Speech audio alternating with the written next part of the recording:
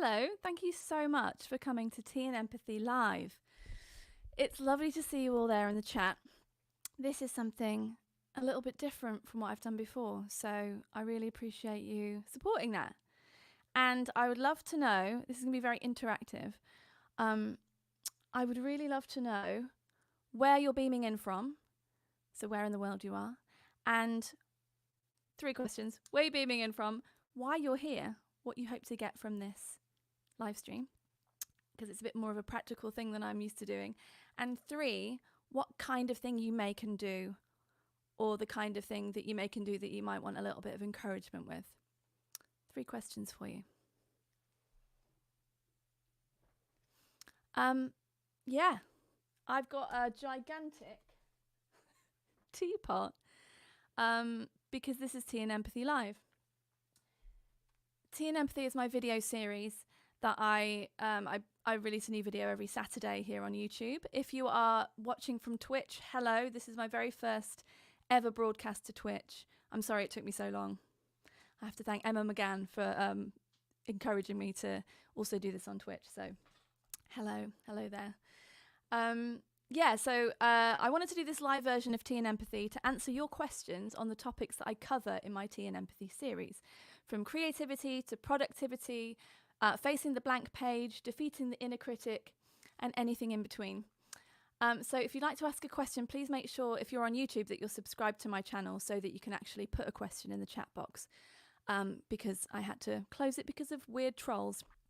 And if you're watching on Twitch, your questions will come through. And I'll just see them anyway, so that's all fine. I'm going to look at those in a second. But first of all, if you're new to my world of music and other things, my name is Laura, and I make music under the name Pen Friend. I used to be called She Makes War, and I also have a collaboration music project called Obey Robots. I've released 7 albums so far, and I've nearly finished recording the 8th. I spent all day today sitting here, standing in this spot, actually recording guitars, and it's going really well. And I just wanted to say that the internet is full of people wanting to give you advice. So I've made a list of my areas of expertise, which I have shared online this week, to give you a bit of a sense of the kinds of things that we could talk about during Tea and Empathy Live. I want you to know that 1, I'm not bluffing about the things I have experience in, and 2, to know what sorts of things I might be able to help you with.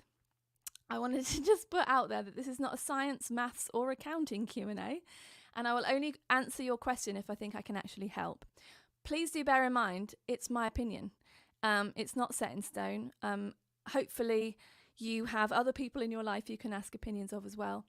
And I also always advise, this is me giving you advice, you've got to be careful about who you listen to, but I always advise, think about who is giving you an opinion and whether they have the credentials to say anything about it at all, and whether you should listen to them. Because ultimately, it's all about what you think, and it's the things that make sense to you that should stick. The list of things I can talk about, and you feel free to ask questions about these things: 25 years of live performance in bands and solo, 20 years of freelancing, doing video production, audio production, all different kinds of sort of communication stuff, email marketing and other things for various different kinds of people and companies. And writing on the internet. So I started blogging 20 years ago, which is horrifying. 15 years of making and releasing albums independently, and 5 years of running a membership. When I shared my bits and bobs about this a few days ago, the only thing anyone wanted to ask me about were these, my 2 Blue Peter badges. And I will talk to you about these later, but it's a bit of a bittersweet tale, so I don't want to get all choked up at the start of a conversation. So I'll leave that for a little bit later on, but I will tell you at the end. Right, I think I've done my intro. I'm going to have a look and see what you're saying here, because I do have a couple of questions people have sent me in this week, which I can start with if no one wants to know anything. But I'm really interested to know what you're asking, so I'm just going to have a little scroll through. And I have a little bit of tea.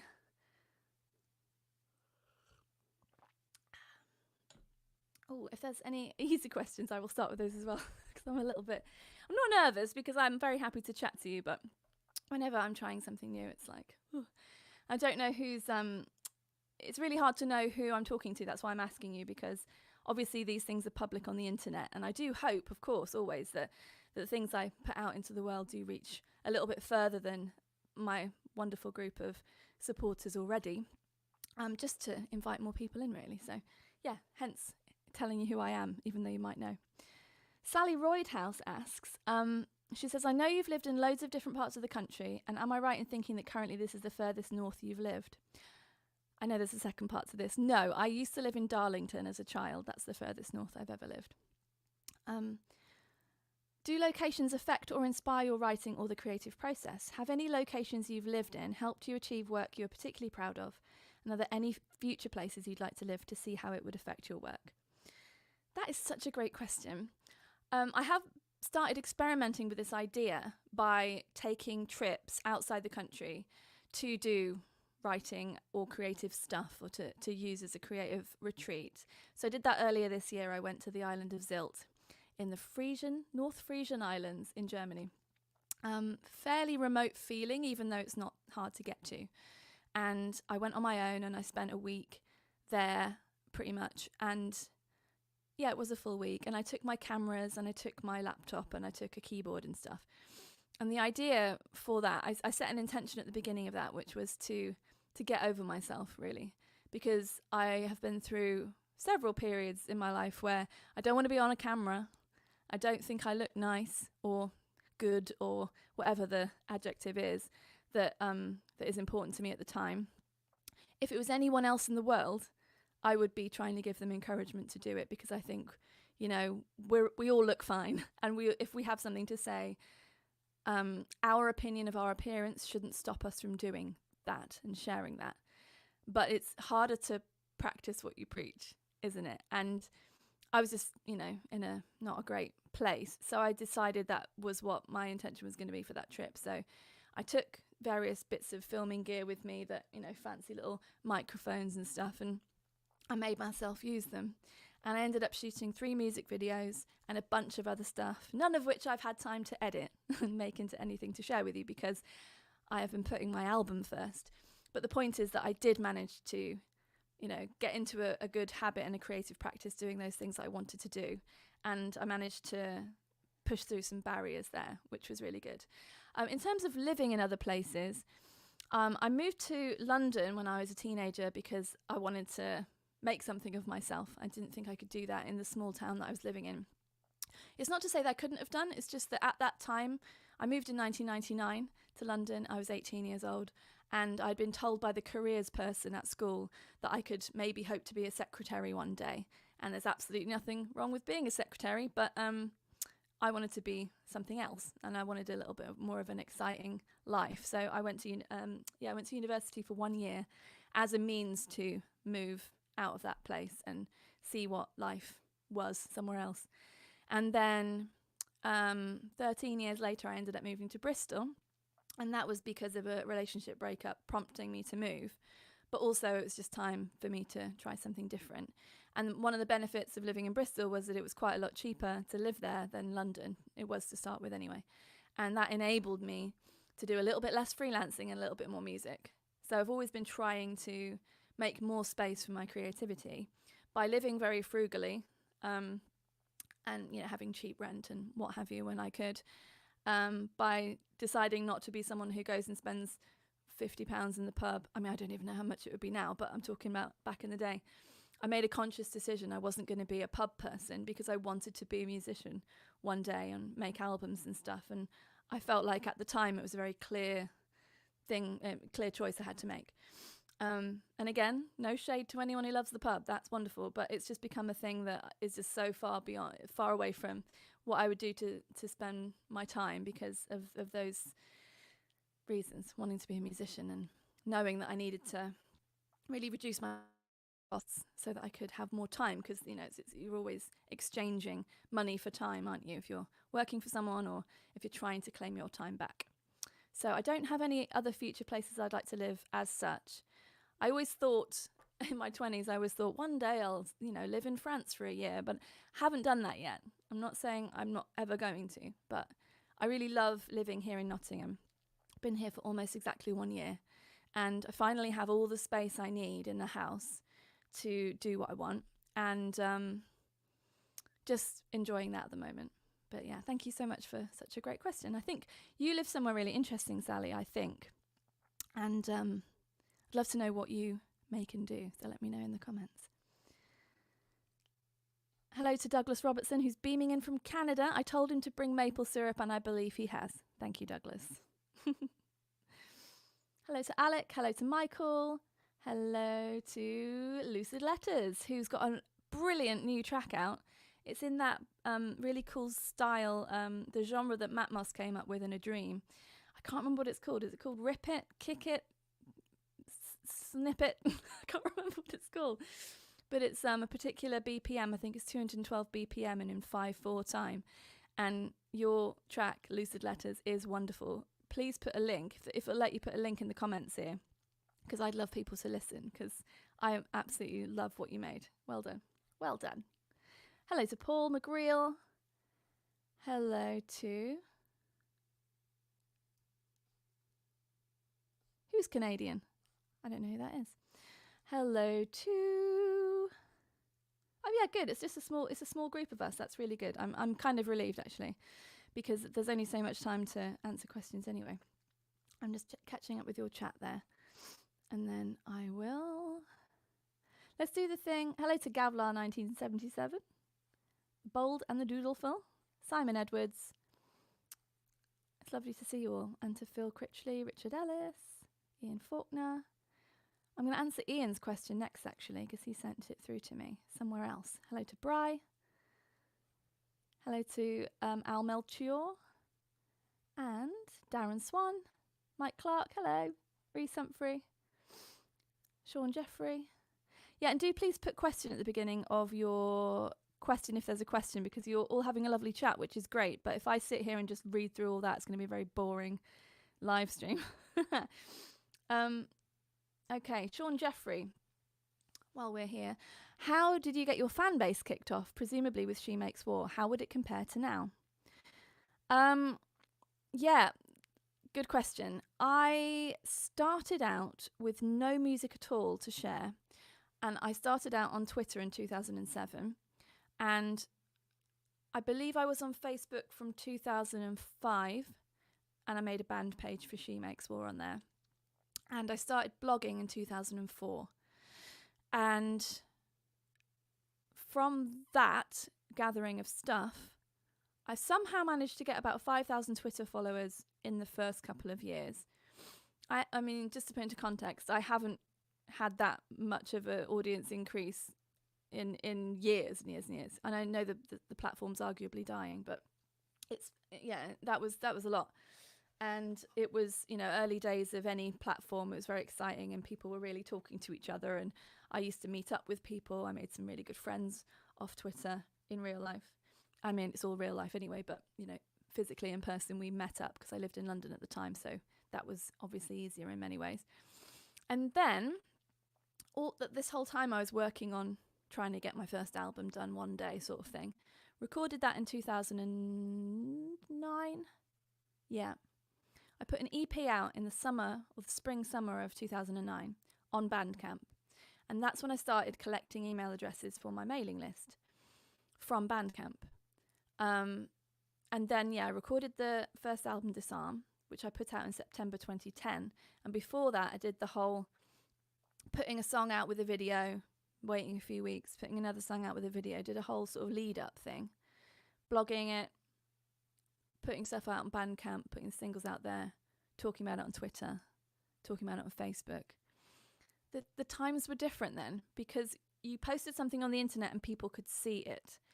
And they've really ruined it for us now. There was this whole sort of lie that was spun, which is if you can get followers on your page, we will show you, we being the platforms, we will show them your stuff.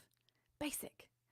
And then there was a weird moment in like 2012-ish where everything started to feel harder. It's harder to reach people. And I think that was when they started the ad platform. So anyway, that's a slight diversion. That's how I got started. And then I was gigging a lot as well from, 2011 onwards, quite a lot. And I had a clipboard at the gig, and I had cards I would hand out with my details on. And, that's how I managed to get people onto my mailing list, which is currently around 7,000 people. it was about 10,000 people. And then I did a big purge because people weren't opening. A certain number of people weren't opening emails. So I went, should I? And then, yeah. It's better to have an engaged mailing list than just loads of people on there who don't care about you. So anyway, yes, so it's just from that. So if I was starting today, I think that's kind of what you're asking me. I'm not 100% sure. I would probably do something similar though, because Bandcamp is still great for sharing music and for people to browse across things. I would blog more than I probably do now because people can find it through Google searches. Yeah, I would try and find out as much as I could about SEO, which is something I should do also, because if you can make pieces of writing that people can find because they're looking for something that you're writing about, then they might find your music. But the thing is, all of these things are sort of tangential, and I have gone down a few rabbit holes myself like that in the past. I think my podcast kind of was a bit of a rabbit hole like that, although it had its own value separate to that for me, which was, and I say that because I made this podcast with these, more well-known than me guests on, hoping that it would be like supporting them at a gig. It'd be like their audience listening and also listening to me and then going, oh, well, I'm going to check her music out kind of thing. And then, this wonderful cross-pollination of fans. And that didn't happen at all. What happened was my lovely fans, i.e. you, went and listened to the podcast and then got into this other music. So that was cool. And I got to have interesting creative conversations with people about creativity. But yeah, it was a lot of work for different things than I actually wanted to happen. Hence me switching to YouTube and doing my, putting more focus on my live streams and things like that. So, I mean, Sean, if you look at the things that I currently do, I really believe in those things. So that's quite a good template, really. I think having consistent, the C word, I hate the C word, the content word, consistent pieces of work that you can share, whether that's songs. It should be a mix of songs, it could be videos, it could be blog posts. I think vertical video is not going away. And I think that's kind of exciting, actually. I just haven't had time to get into that myself, but that's one of my big plans once I finish recording the album, is to properly look at that and try and use that, because I love making videos, and I've been making videos for 20 years, and I used to make them on tape, and now it's so much easier. I can't really complain about how much time it takes to cut a vertical clip out of a video. So I'm just going to be getting on with that. But yeah, mailing list, 100%, website, 100%. Writing your story, that's the main thing. Because musician releases song is not a headline, or song out now is not a thing that's going to make me click on your song to listen to it. So I think it's all about story. And in fact, whether you're making music or drawings or anything else, it's your story. And I know that a lot of people like to complain about how I didn't want to also be a this, that, and the other thing. That's fine, but there's always going to have to be someone who's the marketing person, someone who's the business person. And if like me, you don't have budget for those people, and I don't, then I have to become those things. And I've had to become the recording engineer, and I was already the producer, but I'm literally pressing record on everything, because if I don't do that, the album doesn't get made. And so I'm willing to do anything I have to do to make my music and share it. And I just try to find the fun in the other bits. So yeah, I hope that's a useful answer. It's a shed load of work, but it's the difference between people finding you and not finding you. And it's like, I listened to a really great podcast I would highly recommend. It's called Creative Pep Talk. And one of the things that Andy J. Pizza, the host, talked about a lot in past times is a thing called the hero's journey. And it's about how, in this context, I've travelled away from home to find the elixir, the cure, the thing that's going to be really good for my community, i.e. my songs and whatnot.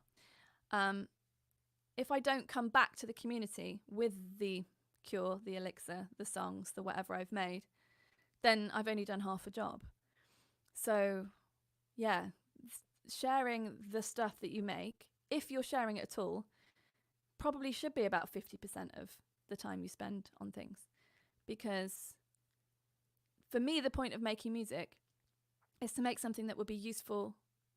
And there's a lot of different descriptions for useful there, I suppose. For others, I don't make songs so people think I'm cool and chuck money at me.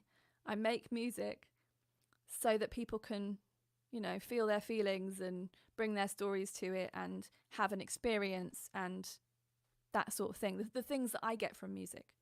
So it would be very bad of me to make that music and then not make it so people can find it.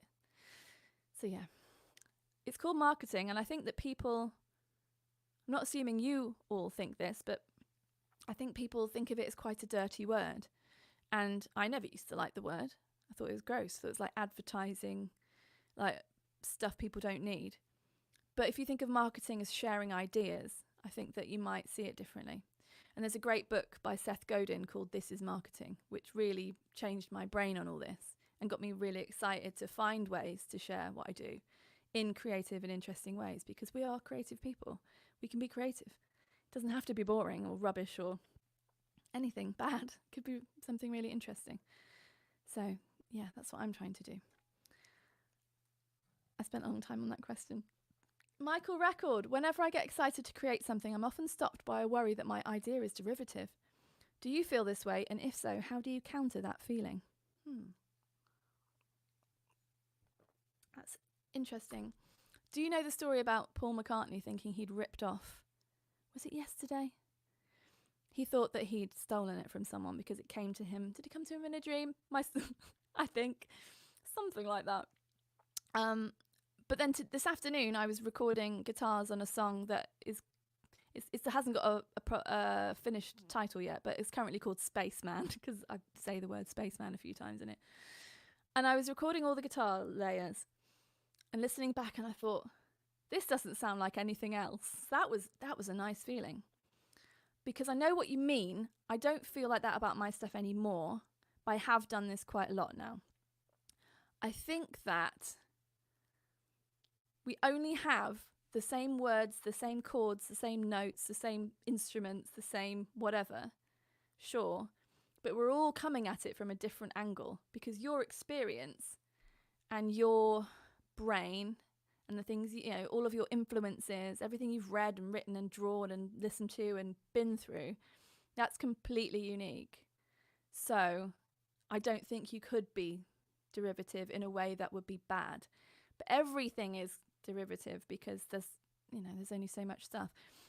I often think, wow, lucky Beatles, they got to say I want to hold your hand, like one of the most simplest, that's such bad grammar, isn't it? One of the most simple phrases ever, and it's taken because they started way before I did and before most people did. So I don't know, I just think do your thing. If you've actually lifted something off someone else, or if it's like completely actually derivative, someone's going to tell you. But I think that it might sound more derivative to you than it would to anybody else, because I think we do sound like ourselves. It's completely amazing. I often also think about how, say my song Slow Puncture, which is very old now, I can't believe that chorus hasn't been written by somebody else, but I know that I've never heard it. And I never heard it before I wrote it. And no one's ever said, oh, that's like that song. But I can't believe, given that we all have such limited notes, I can't believe it hasn't been written somewhere else and just we haven't come across each other yet. So I'm waiting for that day. Definitely. Bri asks, what I really want to know is how you record your drums. Do you program them or play them? It's a mixture of the two. I don't play them. I don't play the drums. I program drums on some songs. So I think most of Exotic Monsters is programmed drums. And I'm not trying to make it sound like real drums, by the way. That's a real sticking point for me. I try to make programmed drums sound like Drum Machine. And if I want a real drummer, if I want it to sound like real drums, I will hire a real drummer to do it. So I work with a guy called Max Sidey, who does remote drum sessions. And he's just done... Let's see, I've got a whiteboard on the wall here. 1, 2, 3, 4, 5, 6, 7, 6. Oh, I think he's done 6. Yeah, he's done 6 tracks for me on the new record. And the other 6 are going to be either no drums or some programmed drums. And I just like to have that mix. And we did the same thing on the Obey Robots album. He played most of the songs. And then there's 1 or 2 that are programmed drums that I did. That's it, really. yeah, I used to go into studios and record with drummers, but I don't know how I had the money, to be honest. I can't remember how. And it can be really fun to be in a room with someone. But I've done the sort of air drumming and sitting around waiting for everyone to have lunch and stuff. And I really like the workflow now of sending the demos to Max with, sometimes I program exactly what I'd like him to do. And sometimes I say a bit like this, we have a chat about it. And then he sends back his take on what I've said. And then if I have any notes, I write them down or like reprogram stuff and send it over. So there's a bit of back and forth occasionally. But he's just so good, and he's done 3 records with me now. So I think we communicate well. So yeah, that's how I do it. I just don't have any desire anymore to carry someone's bass drum because I've done that a lot. Lots of different ways. The thing is, this is just how I do it. There's so many ways of doing everything, and it's just finding the way that works. Ultimately, again, I have a budget issue at the moment, so I'm just trying to find ways to do things efficiently and really well. Because I also have the issue, it's not a bad issue, but I have the issue that I've released several albums now. So if I release one that's not very good sounding, it'll be really obvious. So the quality has to always stay high. I'm just looking for more questions here.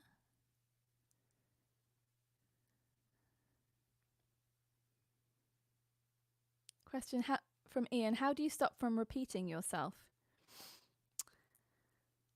That's a good question. I haven't worried about that at all on this album, and I definitely have worried about that in the past because just thinking, am I writing about the same things or am I playing all the same chords?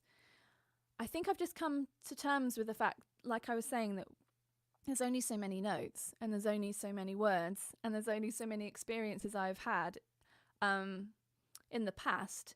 I think, like I was saying to Sally about traveling for inspiration and to have like creative escape and stuff, that's one of the reasons I'm going to keep doing those kinds of trips, because I have the lovely problem, that I'm in a really, really happy and positive and nourishing relationship now. Whereas when I started writing albums, I didn't. And I don't want to be constantly complaining about the same people from the past in my songs, because I think that's a bit ridiculous. I'm doing it a little bit on this album, but in a very, mature way and, thoughtful way, because, telling my story is up to me. It doesn't matter if I think it's absolutely my right to be able to tell my story, whether or not someone else was involved who I no longer speak to, and all that sort of thing, in the same way that they have every right to tell their version of events in whatever art form they choose. But I think, if you are someone who is, reading, watching films, or doing any of the things that nourish you creatively, if you keep filling up that well, then you will not be as derivative as you think. You will not be repeating yourself in the same way as much as you think. But if you think about, one of my favourite artists is Kristin Hersh. She's brilliant. She's put out so many albums under various guises. And I feel like when I hear the beginning of a Kristin Hersh song, I know it's Kristin Hersh. And that must mean, I haven't analysed this because I find that to be a tedious idea, but it must mean that she's playing similar chords, or she's playing similar chord sequences, that's kind of like a fingerprint of her songs. And same with Juliana Hatfield, who's another one of my favourite artists. I can sort of tell when it's a Juliana Hatfield song. And she's done absolutely shed loads of albums and loads of songs. So maybe it's okay to repeat yourself, and maybe it's okay to sound like yourself, because then you sound like you, or you look like you. I know that you do drawing. I don't know what this is. Semaphore. So I think maybe that's okay. And it's okay to have a theme. I know that a lot of illustrators have a theme. Someone might do bunnies with like little pink dots for cheeks, and that's what, that's their thing, is doing that.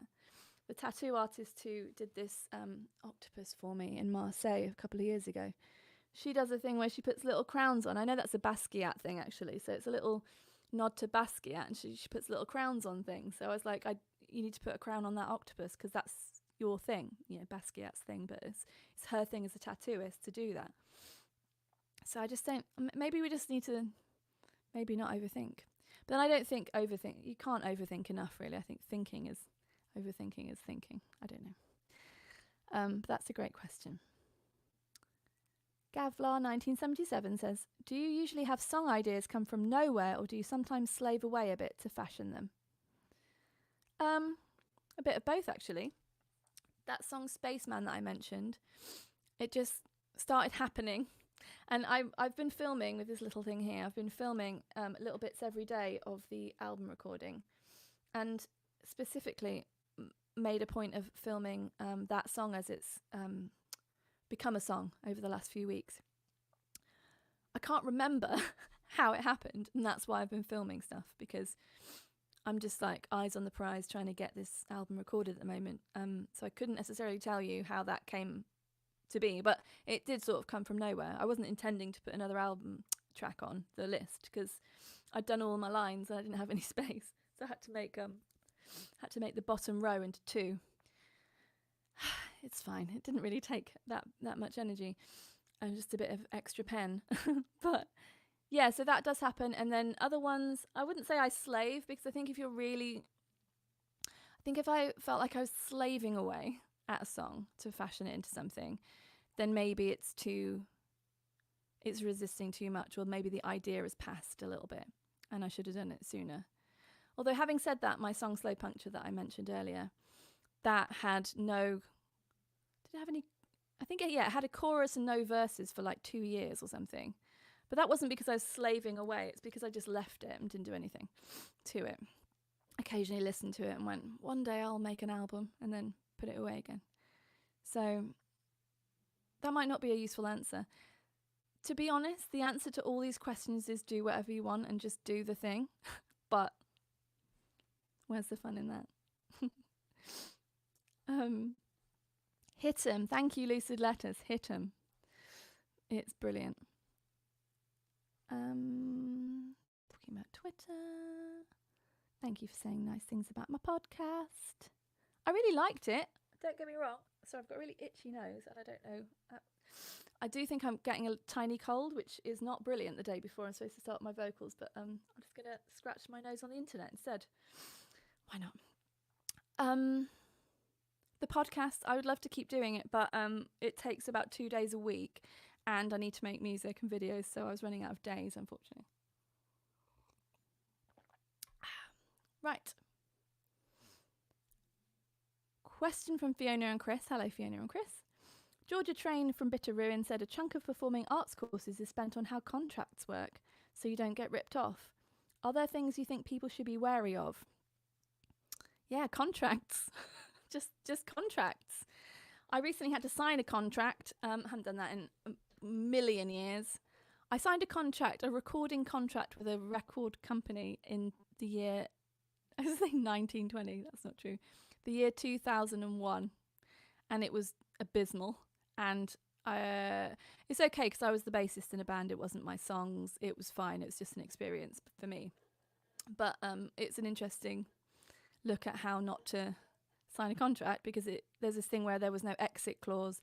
So there's a thing where basically they could do anything, or in this case not do the things they said, and we didn't have an easy way to get out of the contract. So that wasn't great.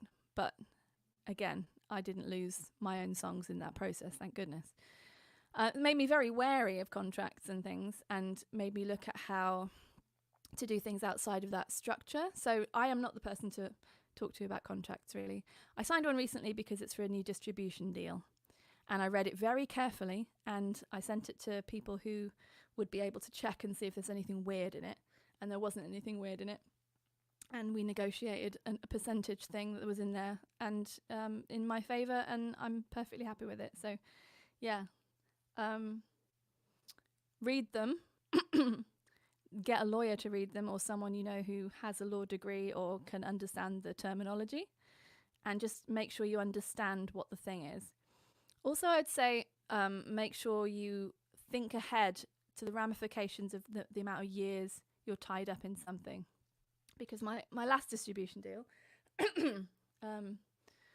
I didn't realise there was like a cut-off point, and like to get out of it, there was a thing I could only get out of it every 2 years with 6 months notice or something like that. So I think I missed the first one, which was fine because they were doing a good job. It just didn't really work for me in the end. But things like that, just think of like in 8 years or 10 years time, what might I be doing, and do I really want this thing to still be going on? So I did have a situation where I licensed my third album and wasn't happy with what the other party were contributing, which to me felt like nothing, basically.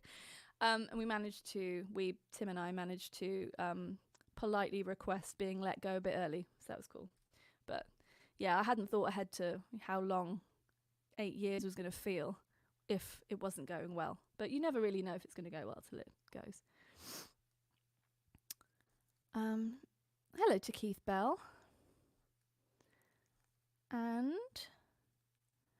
question from Lucid Letters. What software do you use for editing music videos, and do you have any good tips for speeding up workflow for video editing? I use Final Cut Pro. I used to use Premiere when I was doing client work, but I just didn't want to pay for the thing anymore. I prefer to buy things outright. I also have DaVinci Resolve because I got that recently. And there is a free version of that because it does what are they called? Captions for you without having to type them in. When I used to have to do those for clients, I had to type them in and make every frame myself, which is very tedious. So I love this. I love this tool. I want to learn how to use DaVinci Resolve with my spoken word talking heady type videos because you can do it by the text, which is amazing to me. So instead of doing like non-linear editing in a timeline, you can highlight a bunch of stuff that you want deleted and it will just get rid of it for you through the text. It's astonishing. Wow, how amazing.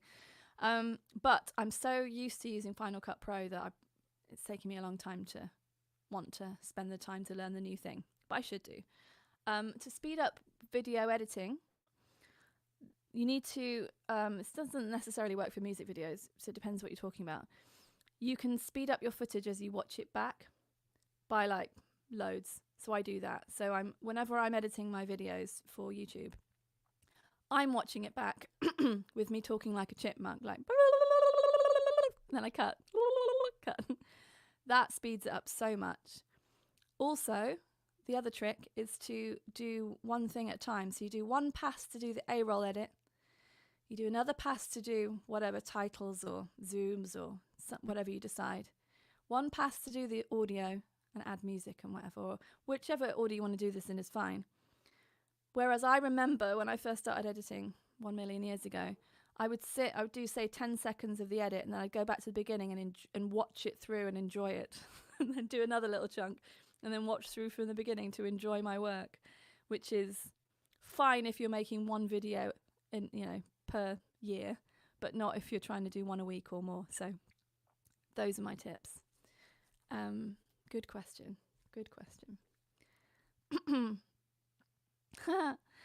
Sean Jeffrey. In the noughties, Travis used to put their guitar chords up on their website for their songs. Any chance you do that for yours? No, because I don't know what they are. Because I tune to D standard, which is a whole tone down on each string, I think, ish. And so I don't know what chords I'm playing. I know what shapes I'm playing, but I'm not playing. If I'm playing what it seems to be a D, it's not a D. It's a C of some sort, but it's not necessarily a C. It could be a C, something else. So I don't want to do that. Even if I knew what the chords were, that's an unspeakable amount of time to write out the tabs.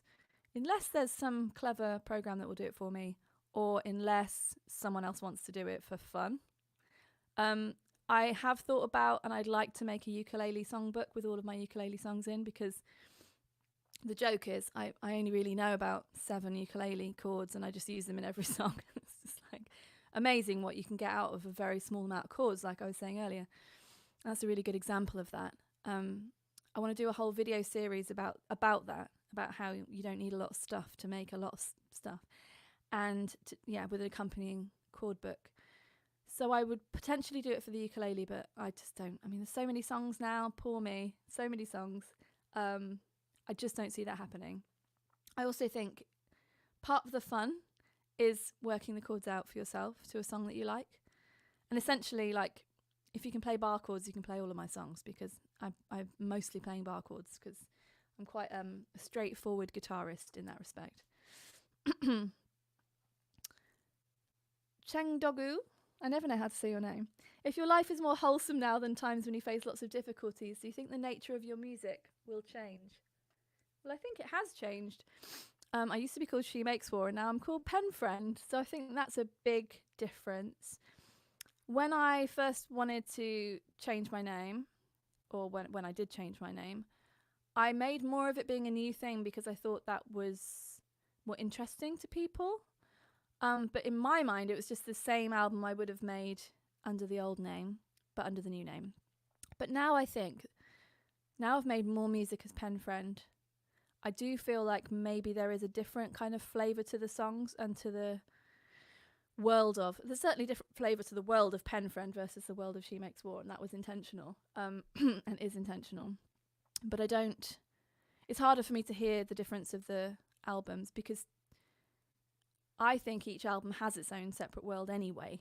So I think only time will tell. Maybe once I've done 3 or 4 Pen Friend albums, I'll be able to compare a little more and see what the difference is, because it's hard for me to tell. But I mean, you'll know more than me. But I think that the nature of my music has changed. I think that on excuse me, on Brace for Impact and on Exotic Monsters, both, I think those two sit together alongside each other quite well, actually. I was consciously trying to look a bit more to the world rather than just to my own life and my own past to write songs. And I think I did that. And I'm doing that more and more. Although not so much on this one, because when I finally tell you what the title of this album is, you'll know that it's kind of looking back and inside. It's always going to be looking back and inside. Anyway.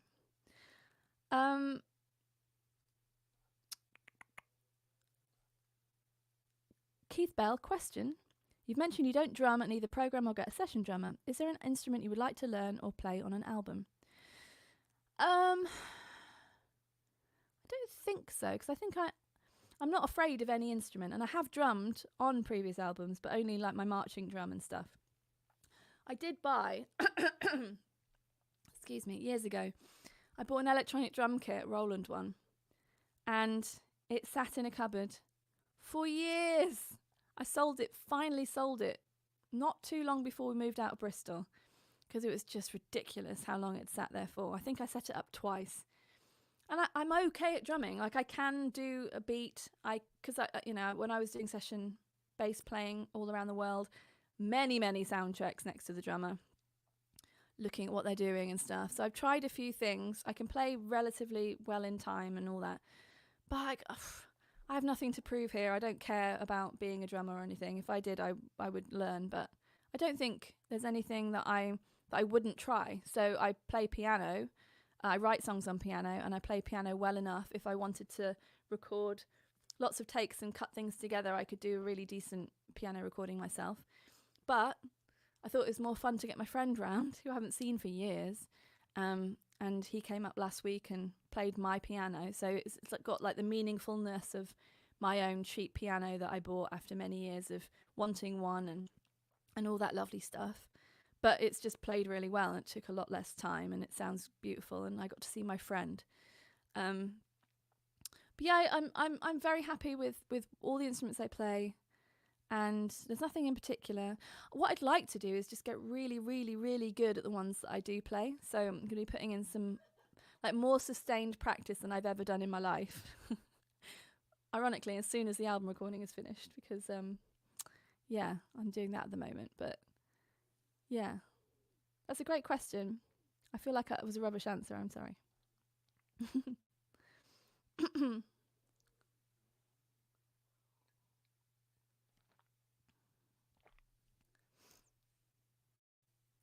Bolden the Doodleful says, I just read a book where an author had put a story in a "this sucks" pile.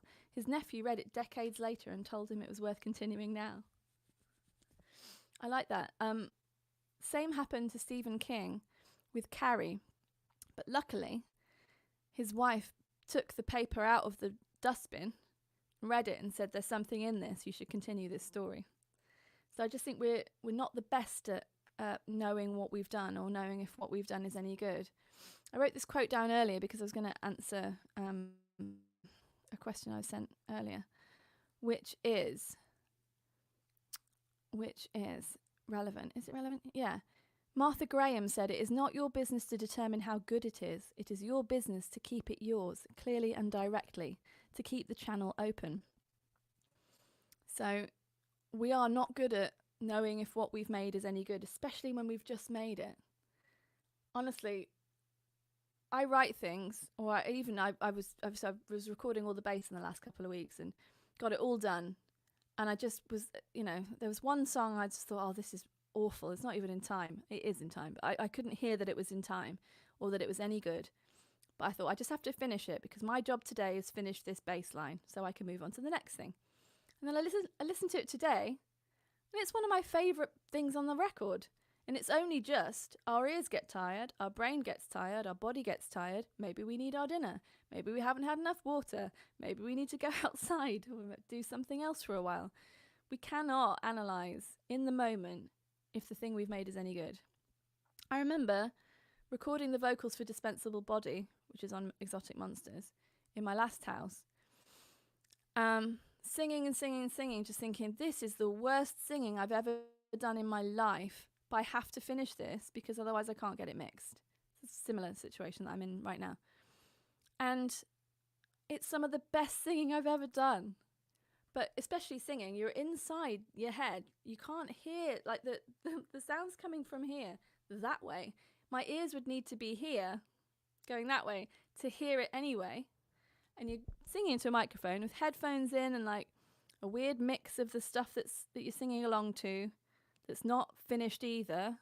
It's not been mixed, so it's not like the version that you'll hear at the end. It's not done yet, Of course it's going to sound a bit weird. and like I say, especially even if you don't sing, you'll know this feeling, I think. When you have a head cold and you feel like your voice sounds weird and everything's like muffled and your ears feel funny. Like it's kind of like that feeling is what I'm talking about. And I just think we need to just get on with it, honestly. Like the answer to all these questions is just do the thing. Cast off your worries and do it. In as much time or as little time as you have available. But it bears repeating, doesn't it? Because I think about this stuff all the time. I have to listen to so many podcasts and read articles and watch videos on YouTube reminding me, like encouraging me to do the thing I already do.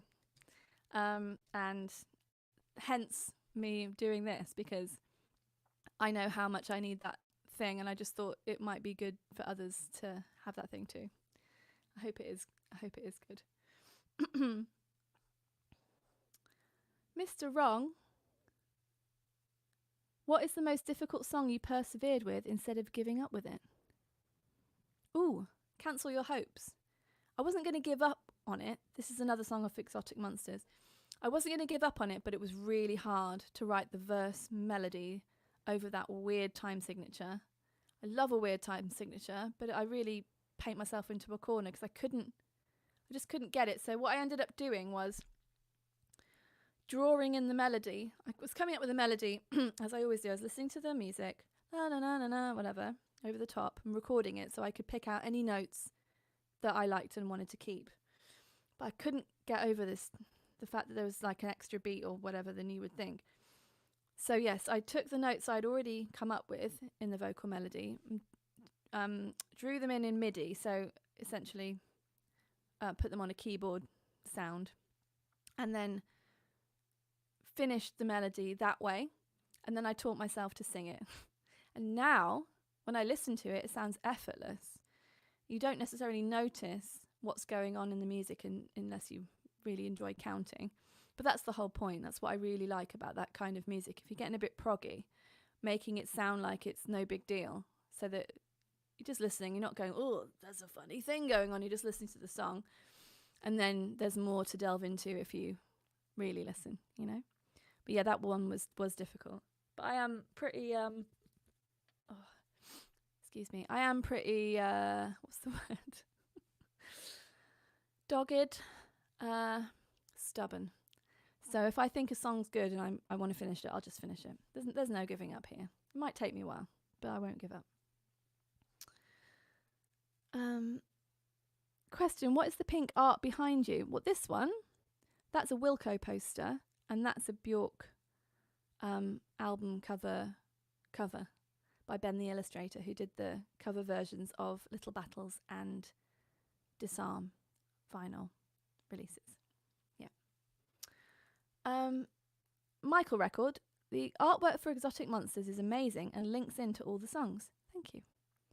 Where is the balance between creative freedom of the artist and your direction for them to do a job as instructed? The balance is towards my direction for them to do a job as instructed, basically. Yeah. When I hire artists to do the covers of my albums, I give them a brief. Sometimes there's a sketch. There was a dreadful sketch of that. I wish I could find it because it is hilarious. But it's even got the positioning. It's got my face, and there's a phone, and there's the phone doesn't have it's not plugged in. It's cut like in a horror film. That's the point of that. And then there's the earth is on fire behind. So this is all in my sketch. And also I think I had the umbrella and the rain coming down and the tear and all of that. I had it all sketched out. So the creative freedom of the artists is in whatever they make that they want to make. Like this is it's very much a commission thing. Because I'm trying to say stuff with the art, and that person doesn't know me. They don't know my songs. They probably haven't heard the songs. The songs aren't usually completely finished when I hire the artist either. So I'm just talking to someone at the moment about doing the new album artwork, and settling on the price and stuff, and like listing all the things that need doing and by when and whatever. And the next stage is I'm going to send her a sketch and loads of references, and it's going to be a similar thing to Direction of Travel, where there was a lot of objects to do with my past and my songs and stuff that were on that little floating island. So there was a unicorn, and there was a lighthouse and a bunch of stuff like that. So there's going to be other objects in this artwork, and so that's very specific. There's no way this person would come up with that themselves. They don't know me. We've just got in touch. Like I think it would just be too much to ask to go to someone, please make a deeply meaningful and connected to my album front cover for my artwork, when we've just met and you don't know me and you don't know my songs, you don't know my history and my life and everything. So I think that artists are fine with some things being a commission and some things being personal creative piece. There's loads of space for creativity within it, of course, like how they render that idea. I'm always open to that. So yes, I'll send a sketch, but that's just how I think it might be able to look. And then if they have a different perspective, I'm totally open to that. So yeah, I just think it's okay to commission people. And if you have a very strong idea, like I wish I could draw well enough in my mind, or had the time or the space to create the album cover myself. But I'm trying to accept that I could do everything. Like I could do anything, but I can't do everything. And I have other things. I have loads more recordings I need to be getting on with once this album is done. And so if I take a week to make an album cover, I'm taking away time from something that only I can do. But that's the answer to that one.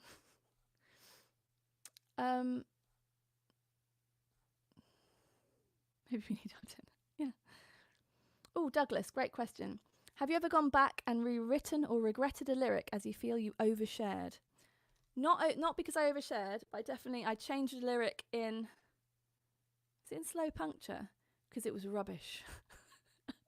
And that was a song I do slightly regret writing the verse lyrics or finishing the verse lyrics the morning of the day I was having to sing them, because it was like the end of the album recording for Disarm. I regret that I hadn't spent more time in the 2 years beforehand coming up with something better. But I just changed it, and no one seems to have noticed. That's good.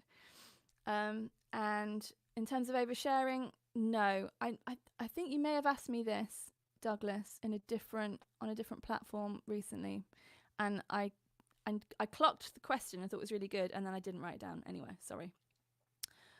I don't think, in the same way that we were talking about earlier, is something derivative or am I repeating myself?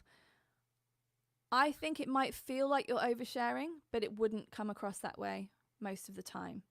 It might come across that way to a person who was also present at the thing you're sharing about, and they might not like it, but that's a totally different thing, isn't it? And I think that when you're writing songs or, doing any kind of artwork, if it's in reference or relation to your version of a story that has someone else involved in it, probably going to feel weird about that the first few times. And I can't say, honestly, that if someone came up to me and said, that song's about me, isn't it? You basically took what I said to you and put it in a song, that I wouldn't be blushing and I want to get out of that situation. But I'm not going to be in that situation because I don't know those people anymore. They're not going to find me. I don't think I would put things people literally said to me in a song anymore, but I have done it. I don't regret it because that was just where I was at with my songwriting at the time. I do just think that we have every right to tell our story. That's the whole point. And your version of a story or your version of a thing that happened, an event that happened, is valid and has honesty to it, whether or not the other person or other people saw it the same way. Because memory is really fallible, isn't it? But it is tricky. I mean, I've written about traumatic events. I write about some sort of traumatic events when I'm telling people about what the songs are about. I shared something the other day with the whole mailing list about something that really shaped my early life, which was my university friend was murdered, and it was horrendous, and it was really traumatic. And I had a breakup just afterwards, like a week or two afterwards, someone I'd been with for 4 years, and then had to move flat, had no money, had to move flat, moved in with some friends, went out with someone else, they broke up with me. Like, it's just a really bad year. Like 2004 was shit. And but I think those things, writing about sad things has always helped me get over the sad thing. It's like, I don't want to say it's like free therapy and make a joke, because, or if you are open to that, if you can afford it, that is so valuable. And I think that if you're going to dredge up very traumatic things from your past, it's worth having some support from friends or family, or maybe not friends and family, maybe just from a licensed professional. But I think that writing in general is very good for working through what your feelings are. As an example, this is my recording notebook. Yesterday, I didn't feel like doing any recording and I couldn't work out why. And I had this sort of general feeling that I'd never finish this record, and if I did, no one would ever listen to it, and blah, blah, blah, all that crap, right? So what I did was I sat down here and I wrote some stuff down. And actually, I've written loads of pages since then, which is good. Okay. Tuesday the 20th of August, day 21. I am despairing of being able to finish this in time for September mixing. I have found the last few days something, scribble, scribble, completely exhausting and impossible to even consider doing anything to get me towards this goal. But I am here now. All I can do is try. And then I started making a plan. I have 4 full days this week, 4 full days next week, 12 songs, blah, blah, blah. I figured it out, like wrote down what times I was going to do things. And then I felt okay again. Writing helps. So I just generally think you're fine. Just give it a try. Write it down. You'll figure it out.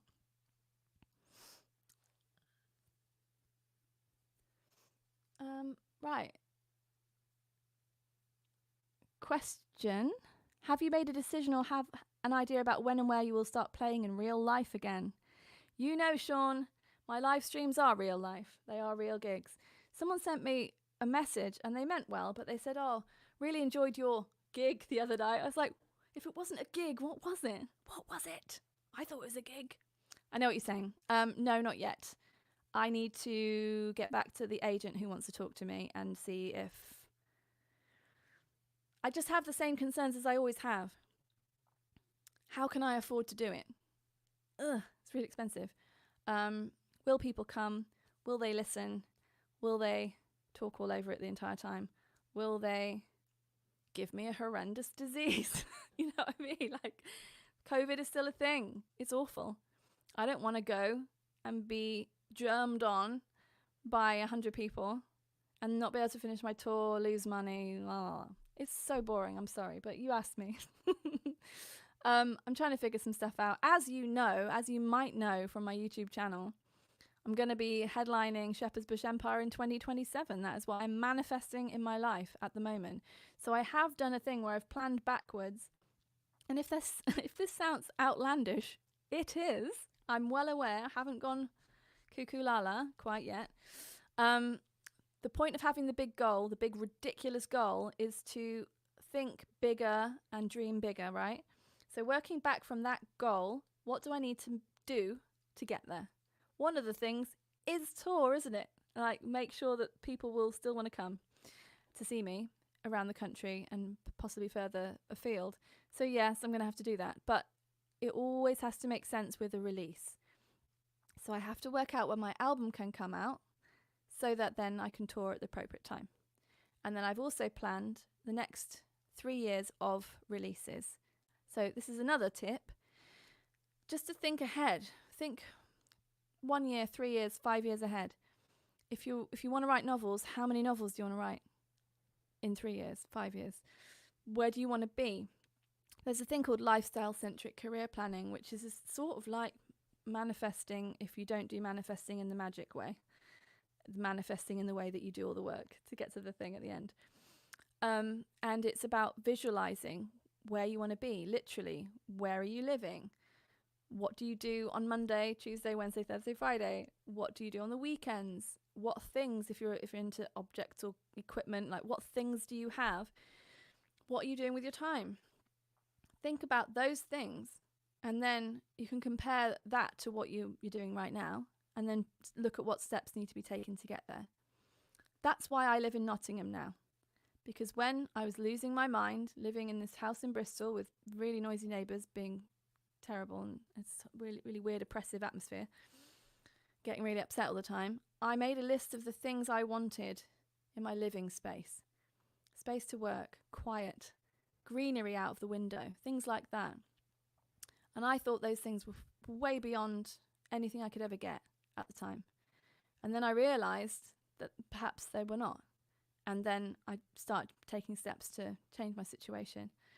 And now I'm here. And everything that is in this house correlates to something I wrote down on that list. It's amazing.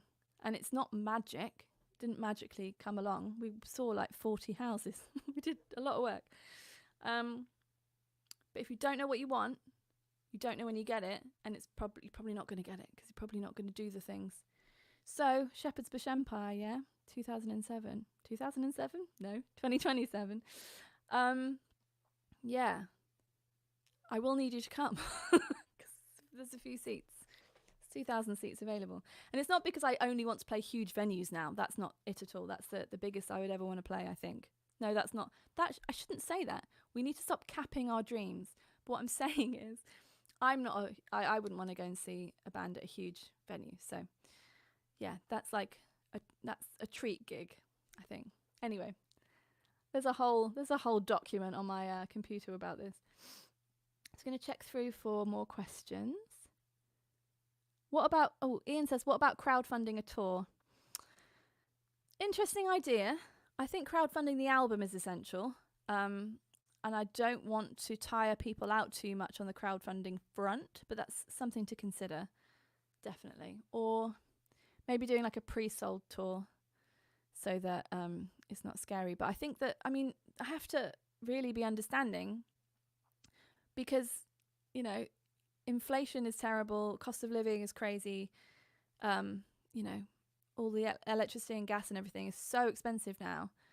It doesn't surprise me that people don't want to go out to gigs or that they don't want to buy tickets in advance. I get it, totally get it. It just means the whole thing's very precarious, doesn't it? because it all affects everything. But it's not the fault of music fans. Absolutely not.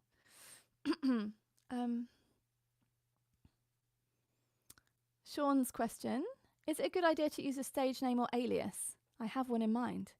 Maybe put it to a vote on here. If you like, Sean, go ahead. I obviously think stage names and aliases are good because I've got 3 current ones, or 2 current ones and 1 previous one. Yeah, I talked about this in a recent video, actually. I think it's because Douglas asked me the question and I put it in. So I won't repeat myself like we were talking about repeating yourself earlier. For me, it's more interesting, and it gives me a sort of container that the music and all of the visuals go in. It makes sense. Penfriend makes total sense when I love typewriters and writing letters and stuff, doesn't it? Like, it all fits together, and I can use airmail strips on my website and post-it note colours and things like that. I can create a world with Penfriend that I can't create with my name. So I'm a big fan of them, but it has to be right for you, doesn't it? Question: how many albums in the next 3 years? Is it 6? I think it was 5. Could be 6. No, I think it's 5. Mike Clark: when you released Stargazing, I used to listen to it over the trailer for the James Bond film Spectre. That's a great idea. Thank you. Yeah, that is my most Bond song, definitely. If you had the chance to write a soundtrack for a movie, would you?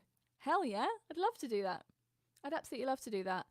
I do have this sort of thought that's far in the back of my mind, which is that in 10 years' time, I might look back at the time that I was trying to scrape together the money to make my own albums as a sort of hilarious thing when I'm making soundtracks for films and stuff. But I just have absolutely no idea how to get started on that.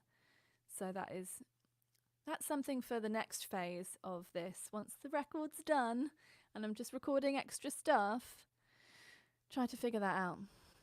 I just really don't know. Right, I think Douglas has booked his hotel for Shepherd's Bush Empire. Good lad. Thank you. Oh, Sarah Jane's here. Hello. Hello there. Right. There was... What's the time? Oh my. Okay, we've had a good chat. Me. Hello.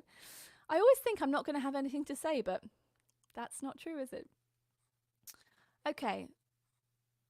I'd written down here that at 8:50 p.m. I would start my outro, but I will. I'll do it now.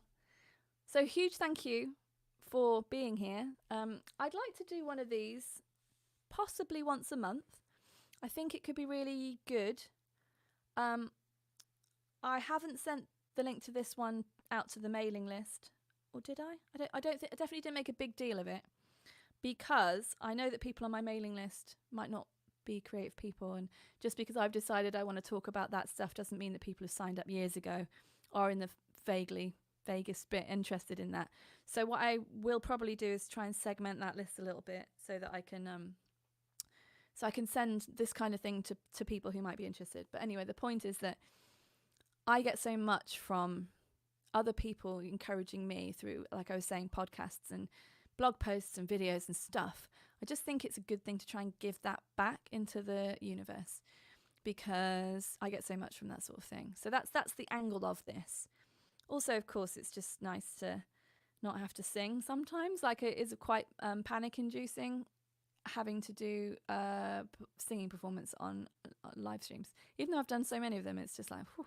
But today it's just nice to sit and have a chat, to be honest. I know it's not really a chat. I'm chatting at you. No, but you are chatting back. Anyway, yes. So I wanted to tell you the Blue Peter Badges story. This isn't like the most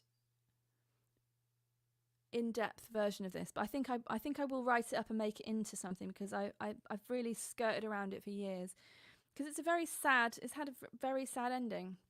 So in the years around 2006 to 2007-8, I was hired to play bass for little Chris. He's a young man called Christopher Hardman. He was 16 when I met him, and he really was little. You might know his name from being on a TV program called Rock School. I think it was called Rock School. I'd never seen this. Gene Simmons was on it. He went to this school in Suffolk, and there's people in bands. I've never seen it, but Chris was like the star of this reality thing. And then I was doing bits and pieces of session work around the place. I'd played for Alex Parks, who was on another TV show. Again, can't remember the name of that. Didn't watch that either. She was great. I toured with her for a while as her bassist and singer. Went on TV and stuff. It's all very exciting. And I think Had I already done the appearance with Aha on Top of the Pops? So it was like that sort of time of my life. I was getting hired very occasionally to go on the television and play the bass and sometimes sing. So I got this job with Chris, and it was the first one I'd got where I actually got to play live, because all of that stuff was mimed, session-y TV stuff. They only hired people who could play, but I didn't get to actually play, even though I was playing the notes. I always learned the notes. So we got to do loads of touring up and down the country. We went to Canada as well. We all had to get fitted earplugs, because the girls were screaming so loudly for Chris. It was painful. And quite often I would try and get on stage and someone would be like pushing me back, going, because it's all these girls. I was like 25, but looked young, and all of these girls were going, "You can't get on stage. You can't get on stage." It's like, I'm in the band. I mean, like, please let me on the stage. So we did all this stuff, and we did, I'm pretty sure we did Top of the Pops 2. We did CD UK, Sharon Osbourne show.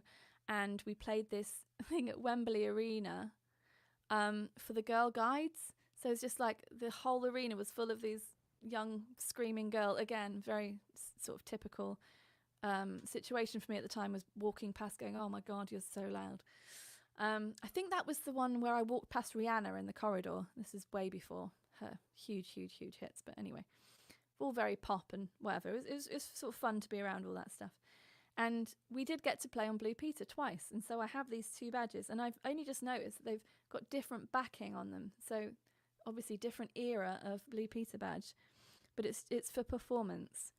And I found the link to one of the performances, but like everything in 2006, 7, 8, it looks like it was filmed on a potato. So I'm going to try and find, I do have a hard drive that's full of like old bits and bobs from my session days. I will try and find it and see if I can, I don't know, make it into something and talk about it a bit more. The reason it's very sad is that Christopher took his life in 2013, I believe it was, and I hadn't been in touch with him for a number of years. So when I started playing with him, he was 16 and I was 25-ish, and we got on really well. I was kind of like big sister on the bus, and we're really good, close friends during that time, and got on really well. Everything was lovely. And then after that, he went off and was doing like TV stuff and what have you, not doing band stuff anymore. And because of the age gap, and because of the fact that in my experience playing with him, so many people were trying to like be his friend or like get stuff from him and like take things from him, because he was very well known at the time. And I didn't want to be one of those people, so I just was like, very sort of respectfully having a distance anyway. And I obviously regret that now. And I didn't know what he was going through. I didn't know anything about it until it happened. And every now and again, I just think to myself, if I had known that he was trying to do music and it was really hard for him to not have his music get out there to people, and he had so many fans, like I could have helped, I think, because I was already releasing albums and I was doing my own thing, and I think I could have helped. But as always in these situations, you cannot blame yourself, but you obviously think about that stuff. I wrote a song about him. It's called Weary Bird. It's on Brace for Impact, and I sent it to his family, and I wrote them a long letter about it. And anyway, I also have a big box of tapes that I filmed of our tours, because I was wanting to do a behind the scenes documentary type thing for Chris to show his, to tell his story and everything. And of course, I've never watched those, but I'm going to try and get into a state where I can watch them and try and do something with them for his parents soon. So that's the story of the Blue Peter badges. I only put it on there as a sort of joke, because it's like, here's all my achievements in life. And I didn't know that this is the only thing people are going to ask me about. And that is the first version of the story of the Blue Peter badges. The man I was going out with at the time of getting those badges was so angry with me. He wouldn't let it go. He was so annoyed. I wouldn't say angry. He was annoyed that I had 2 Blue Peter badges. He thought it was wrong, and he thought I should give one back. So I will say to you, I did not steal these off children. These are different ones. These are performer badges. I think they're a different colour. I didn't steal it off a child. These are mine. You can't have them. I'm going to put them in a little frame. I'm going to try and find a good screenshot that doesn't look like it's shot on a potato so that I can put a little box frame and have it somewhere around here, because I think that would be really nice. But it is a sad tale. Thank you for listening. Yeah, let's just raise a little cup of tea to Christopher Hardman. He was a lovely boy. And I will start bidding you adieu. I think you're all friends of mine already, so I don't need to bore you with all the links. But if you go into the video description on YouTube, you can join my mailing list to get a free 12-track album. You can also consider joining the Correspondence Club on Patreon to get loads of other music, demos of the new record, stuff like that, and also support the making of new music and videos and things. And yeah, there's also a link in the description box on YouTube to binge the Tea and Empathy videos so far, because I'm putting one up every week. And that's about it, really. I think you asked more good questions, and what I'm going to do with those is put them on a list to answer in future Tea and Empathy videos or in future ones of these. And do let me know generally if you thought this was good, something that you'd like to come to again. As I say, it's not... I don't think it's a wild departure from the things I put on YouTube, but I think it's quite different from the things that people might be on the mailing list for. So always interested in your comments and feedback about that kind of thing. And yeah, I'm just going to go and eat a yogurt, have a cup of tea, cuddle a dog or two, probably two, and see you again soon. So thank you very much. I will read all of the comments afterwards, but I think I'll leave you now. Thank you very much. I think you're great. And yeah, let's hang out again soon. Take care. Bye.